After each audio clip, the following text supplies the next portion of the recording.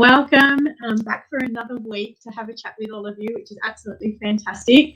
Thank you to everyone that joined us last week. For those that didn't and don't know me, my name is Melinda Cruz, and I am, hang on a second, sorry, just got a message up on my screen, so I'm just going to see if I can delete that. Yes, I did. Fantastic. Now I can see what I'm doing.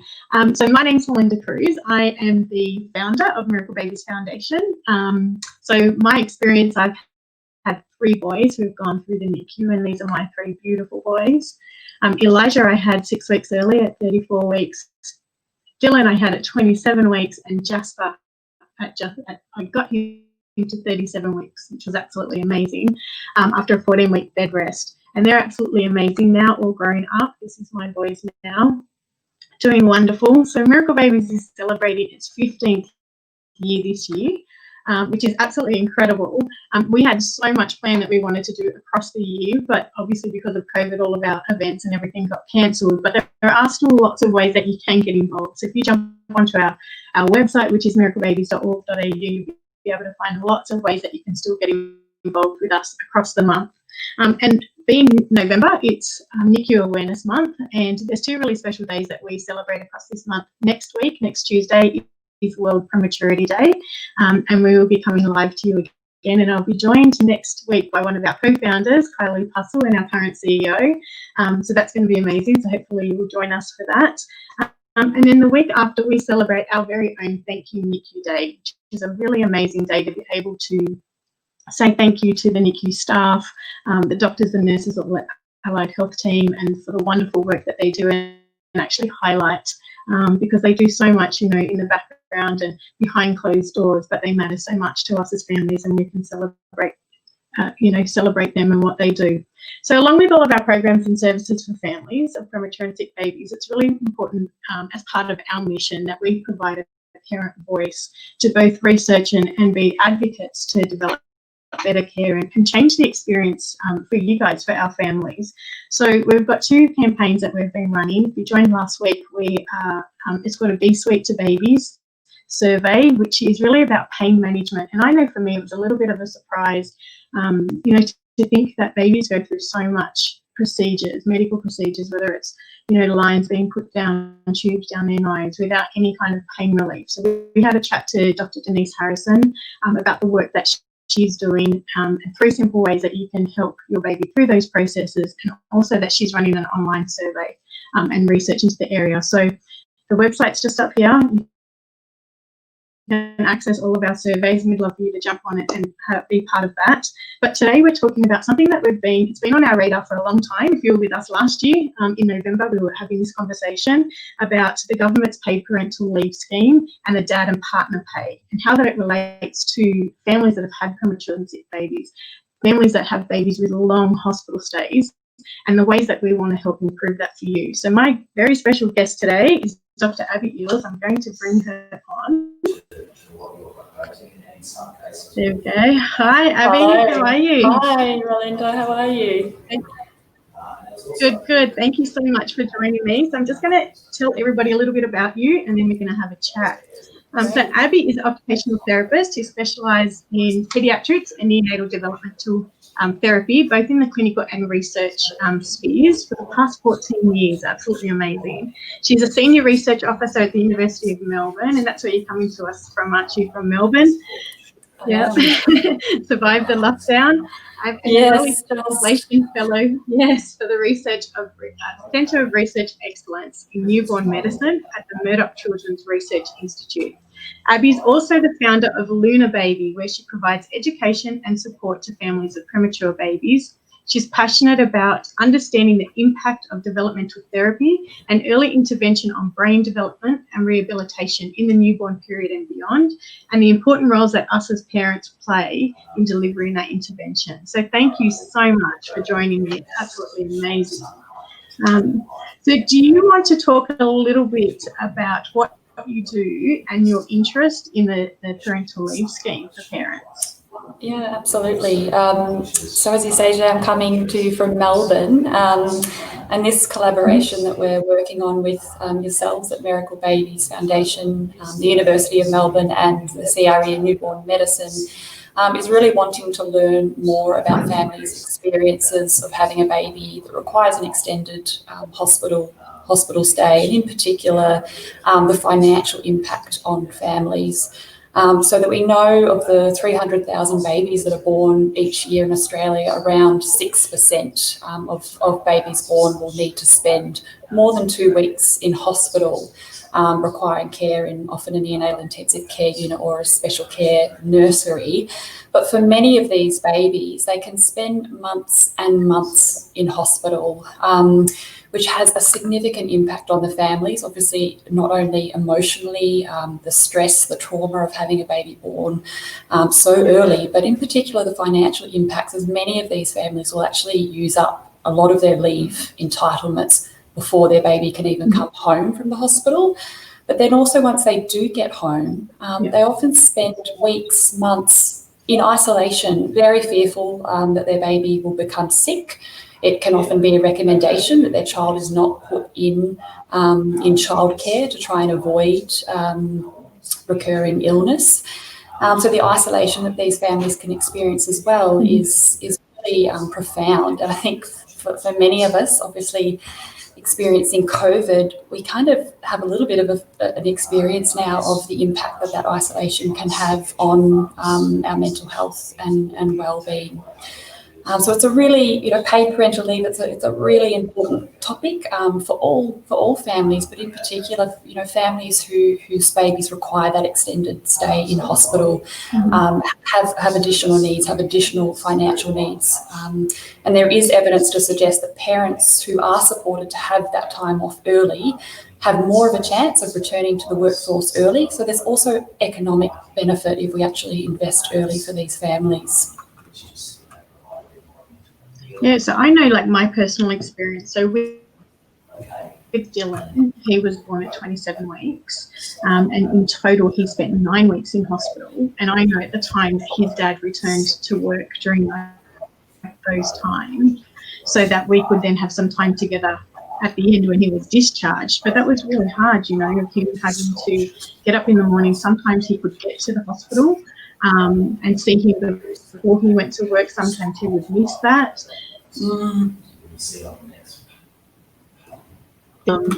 Try and spend time, because we had Elijah, who was only 20 months at the time, spend a little bit of time with him, and then try and get back to the hospital to see Dylan, and just how emotional and draining that was for him and for myself, because I was, having to do a lot of it, the brunt, on my own, not have that support from him. And one of the things with him is that he never spoke about it at work. He never spoke to, besides his boss, who knew what was going on. Most of his team didn't know what was happening. So he tried to pretend that he was normal, because we had no choice. He had to be at work so that he could have that time off later. So it really has a big impact to families, in so many different ways. So talk to me about what's the current scheme, what's currently the situation in Australia. Yeah, so under, I guess, our current Australian government, what we call our Paid Parental Leave Act, following the birth or adoption of a baby, an eligible primary carer can access up to 18 weeks of Australian funded pay, and that's at the national minimum wage.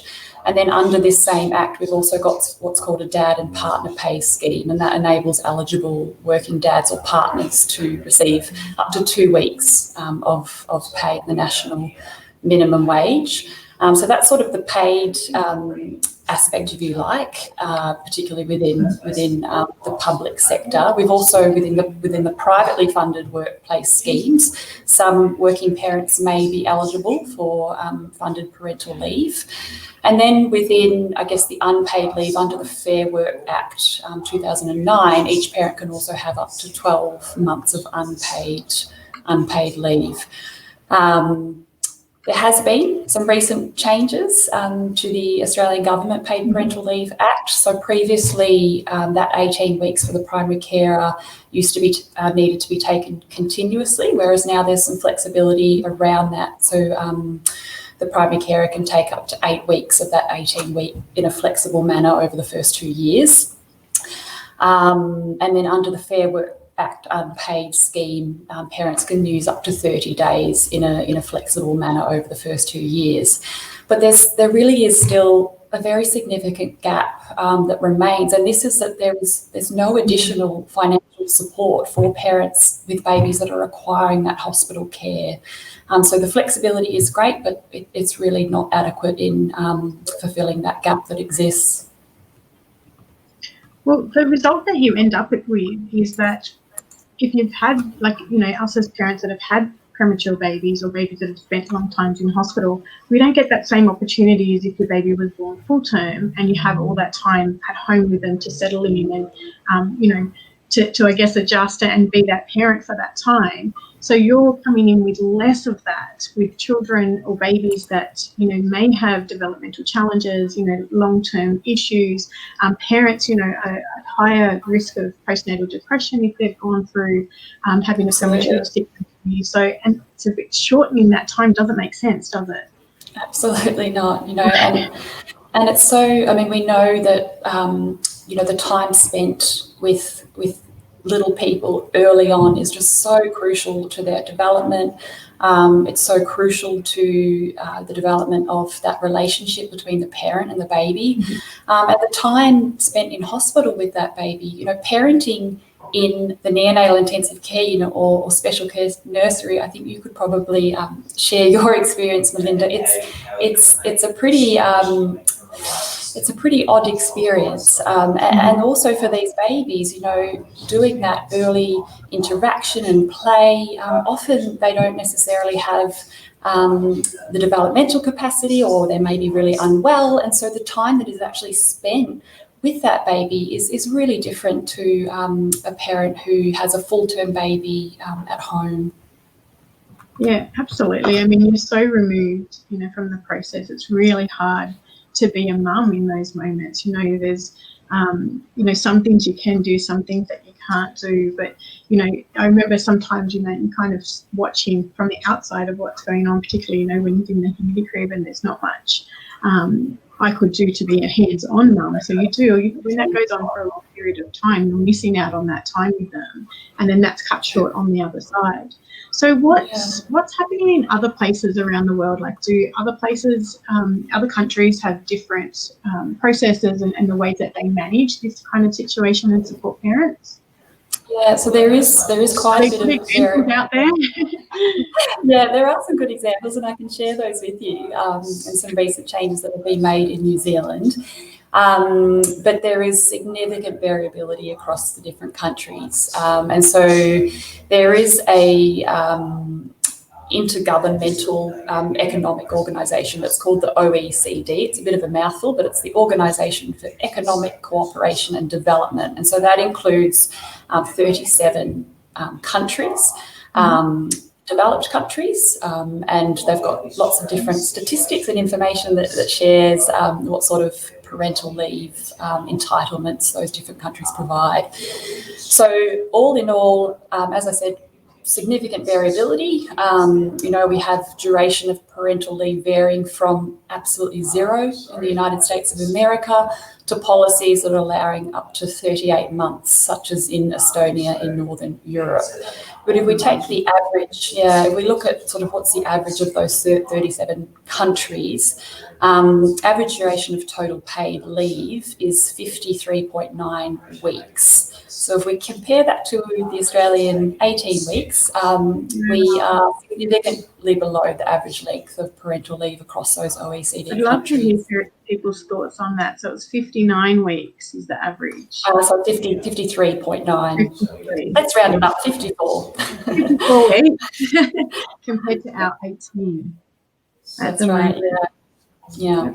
And then if we also consider, obviously we have length of paid leave, but also, you know, how much. So Australia's scheme offers payments set at the national minimum wage, and that's actually one of the lowest provisions amongst the OECD countries. So again, though, if we come back to, you know, what does that mean for families of babies having that extended leave? You know, the current Australian government paid parental leave provisions, we're already comparatively low. So it's absolutely totally inadequate for families who, as we said earlier, are spending sometimes months and months in hospital with their babies. So just recapping, sorry, keep going. You go. No, so I was just recapping your key messages is that babies that are admitted to a NICU or SCN, so those parents can use up large amounts of their paid parental leave by the time that their babies are ready to come home, meaning that they miss out on all that time that they should be spending with their babies. We know that the time parents and babies spend together in the early developmental period is absolutely crucial, and you're an expert at this in promoting their, bonding, their relationship with their child and the development of the child, especially ones that have been so sick and need that extra support. We don't want that, continuity of care to be interrupted. And that babies that are born too soon and sick, their parents are at a higher risk of having mental health challenges, financial stress, the emotional toll that it plays on the family. So these key things are all reasons why we need changes. And, one of the things that we've talked about and what we would love to see is that basically for every week that a baby spends in hospital, a week would be added. Is that correct? To the parents when they get home to their parental leave? Yeah, absolutely. So I guess when we think about, I might also just touch on one of our close neighbours, New Zealand.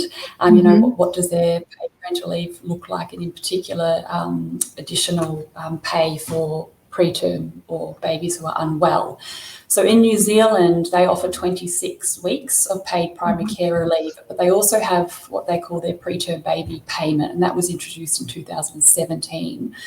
And that allows parents of babies born before the end of 36 weeks gestation. So obviously a premature baby is a baby born less than 37 weeks.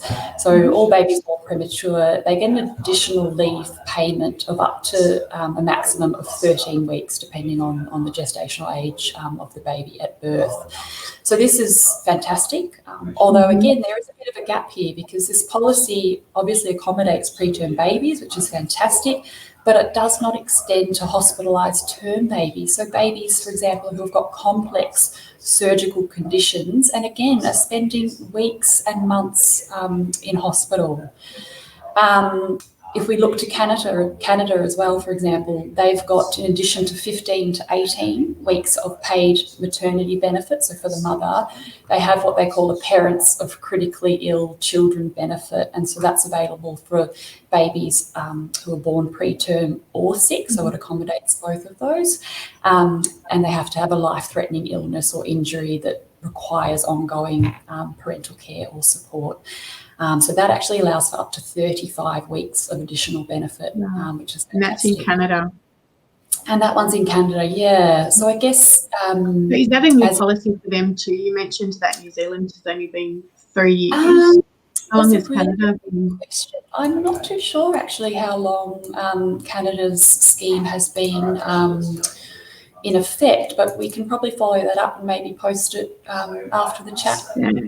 But I guess what it highlights is that we're a bit behind. It's definitely something that we need to be looking at. And so what can we do to try and get in front of the government and make these changes because of how important they are? And it always seems sometimes that New Zealand's always, ahead of us and we're kind of like following what they do because, they've obviously jumped on it 3 years ago. So what can we do here to make a difference for our parents? Well, as you mentioned earlier, I think just clarifying, what are we asking for? So we've mentioned a few times now, babies who require an extended hospital stay, and I think it's good to clarify what do we mean by extended. And so what we're asking for is a baby requiring care, after birth care in a neonatal intensive or special care nursery beyond 2 weeks. So from 2 weeks, we would classify it as extended, and we're asking for 1 week of extra pay for every week that baby requires care in hospital, and it would be for a maximum of 14 extra payments, so 14 weeks. Also, not to forget about dads and partners as well, and like sharing, Mel, just so crucial, and are also at risk of mental health difficulties and stress during this period. But we'd also like to, on top of the current 2 weeks that the dad and partner scheme provides, we would like these parents to be able to access an additional 2 weeks of extra dad and partner pay. Which doesn't sound like much when you've got a baby that's been in for 9 weeks, which was our situation. 4 weeks isn't enough, you know. No, and having, like you said, mental health, having to be at work, focusing on work when your baby is fighting for their life, like it's just, doesn't make sense, does it, to not have that support? Yeah. I guess let's start with 2 extra weeks and see how we go. Yeah, absolutely.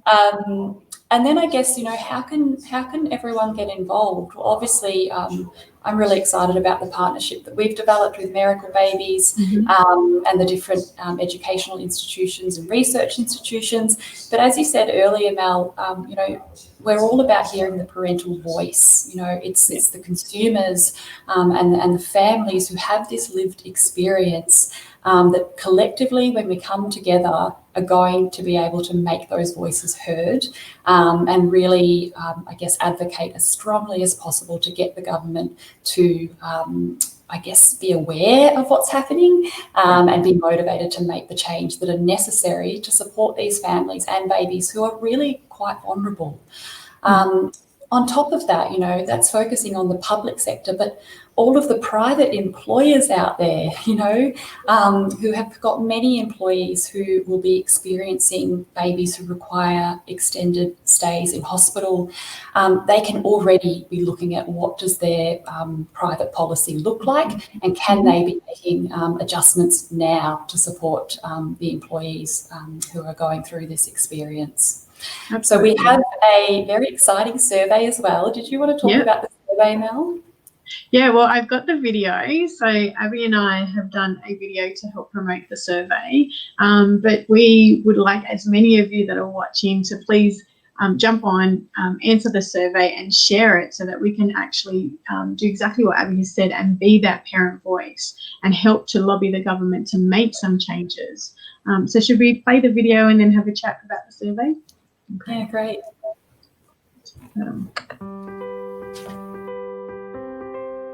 Every year in Australia, many babies are born too early or unwell and need to spend longer than expected in a neonatal intensive care unit or special care nursery.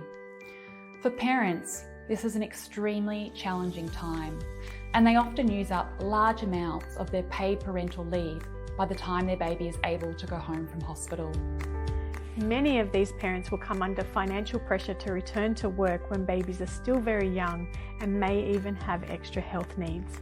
By undertaking this survey, we hope to learn more from your experiences so we can ask for changes to be made to the current paid parental leave policies in Australia so they better support the needs of parents of babies in this situation. Taking part in this survey is really easy. Just click on the link below, read the information about taking part and answer the survey questions.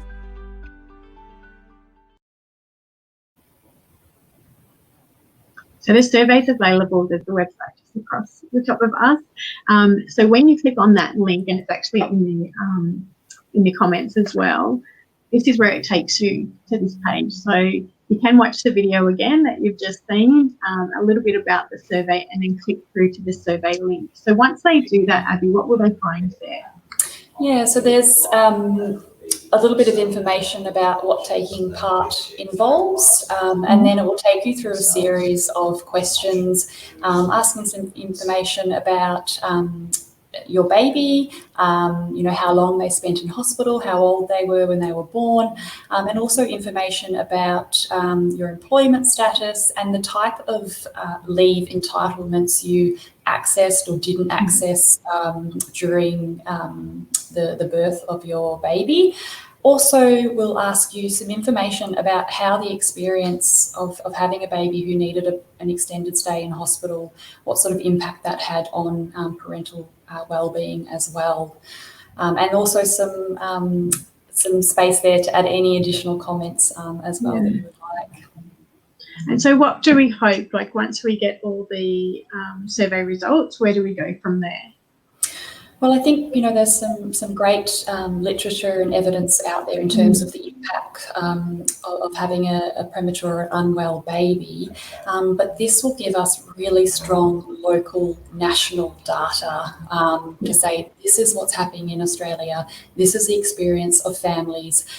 We already know there's a need to change this, but it's just going to provide... We're falling behind New Zealand and other countries.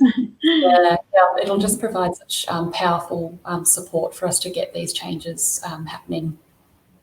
Fantastic. So again, the website's just across and it's in the link. So please jump on and answer that survey. We really want to hear your voice. We had some comments previously where parents were saying even the process is quite difficult when you're going through of actually trying to apply for any kind of support. And hopefully, with this, we can help make that process simpler because, paperwork is the last thing that you want to be thinking of when you're going through this process. I'm just having a look at our comments as well. So we've got Jess has joined us. She said her baby was born 10 weeks early. So that's, a long time. You haven't mentioned, Jessica, how long your baby was in hospital. And Susan said, is the payment available in Australia? Sorry, Melinda, I didn't quite get that comment. At the moment in Australia and what we want them to... so I've just popped it up on the screen. It says, is a payment available in Australia? So if you want to recap what parents currently can access at the moment and what we want them to be able to have and what the survey is trying to help us achieve.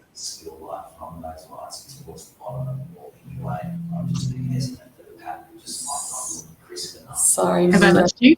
I think my internet's a little bit unstable, sorry. Oh, that's okay. It might be us as well. It's telling us it's time to get off now. So I was just saying if you could recap what parents can currently access, because Susan's asked is the payment available in Australia, but then what we want, why we want them to fill in the survey, why we're advocating for them to make a change. Mm-hmm.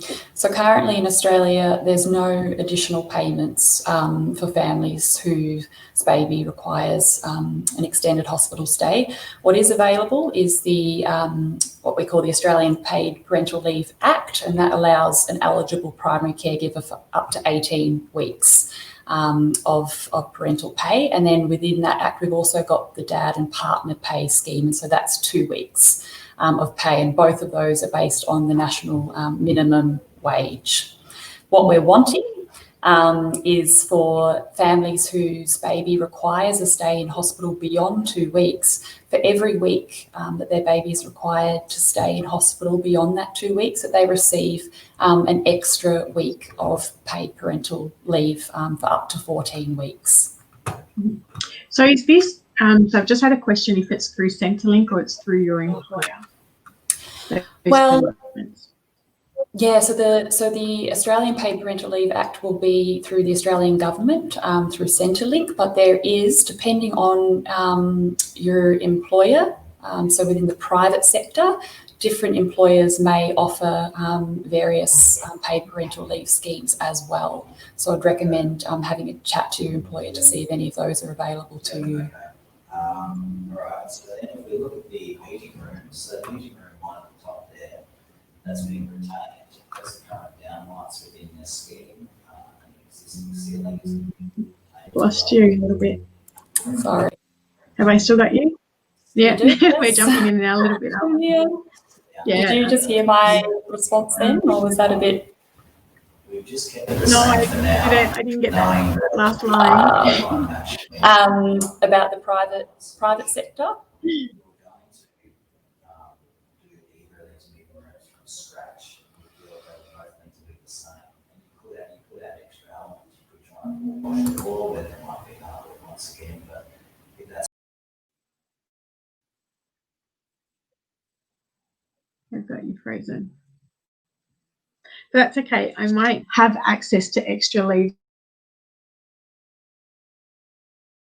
So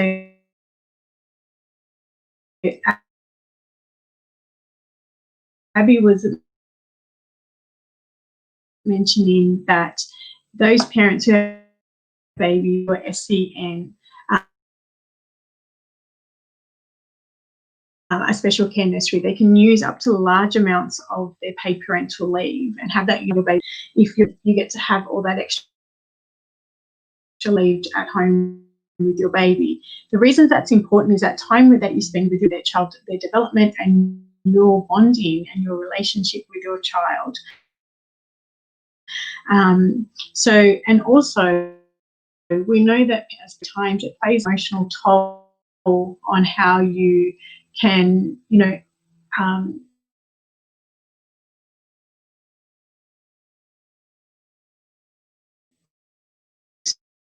experience and how you cope with this. So that's so important that we help you at leave. So currently what we want visions to allow for extra time for families that have had early or sick babies, and can help make that change.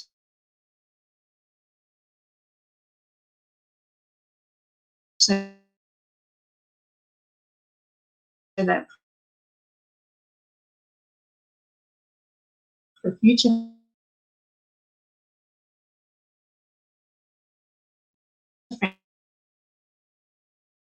families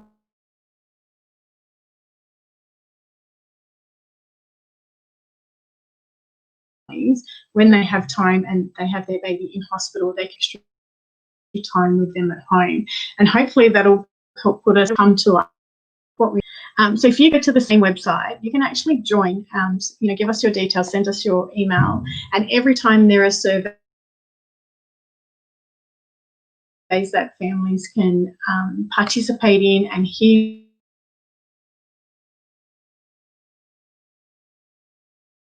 your voice and make a difference to health, we will notify you by email to jump on and to make a difference. Highly participate in the surveys and use your voice. Thank you so much for joining. Bye.